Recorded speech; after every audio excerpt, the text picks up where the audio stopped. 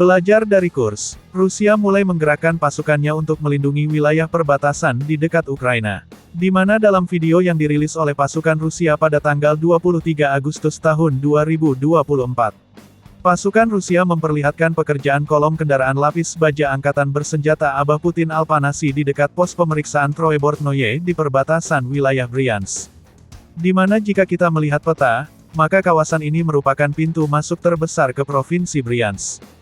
Dan berbatas langsung dengan Kursk yang saat ini sedang melakukan aksi bersih-bersih di semua lini untuk melibas pasukan Ukraina Mama Mia Lesatos. Tampak dalam video, konvoi kendaraan tempur lapis baja kelas berat, seperti BTR, BMP, hingga tank sekelas T-90 dan T-80 juga ikut meramaikan patroli pertempuran di wilayah perbatasan. Bayangkan bro, apa jadinya sebuah negara jika alat tempur militernya pas-pasan? Apakah harus kredit ke Eropawati Rudin dan setelah itu menjual kebijakan negaranya? Ataukah harus mengedepankan diplomasi demi menyelamatkan warganya akibat kebijakan pemerintah yang tidak mampu berbuat apa-apa?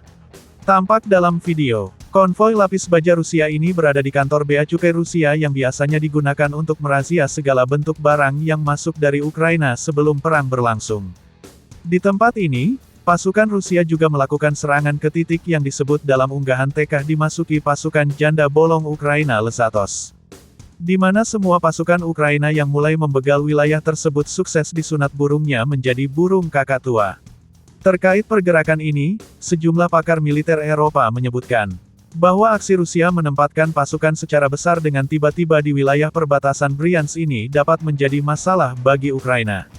Di mana Rusia kemungkinan besar akan menerapkan taktik penyerangan melingkar untuk menguasai wilayah terbaru Ukraina dari wilayah ini. Dan memastikan bahwa lingkar batas Rusia aman dari serangan tiba-tiba Ukraina. Selain taktik tersebut, penempatan pasukan Rusia yang kemungkinan besar bergerak secara masif setelah datangnya pasukan tambahan difungsikan untuk mengurung wilayah Kursk dan menutup kemungkinan jalur serangan baru yang akan melebar ke wilayah ini. Bayangkan bro, masuk gagah keluar susah. Mau kabur malah terkurung di kandang singa. Mau lompat pagar di provinsi tetangga namun sudah ditunggu dengan AK yang siap menyunat burung Mama Mia kapan saja. Meninggalkan wilayah Bryansk kita bergerak ke Kursk. Di kawasan ini pasukan Rusia terus menemukan fakta menarik. Di mana dalam sebuah video yang ditemukan oleh pasukan Abah Putin Al-Moskowi dari kantong-kantong celana pasukan janda bolong Ukraina yang saat ini sudah jadi almarhum.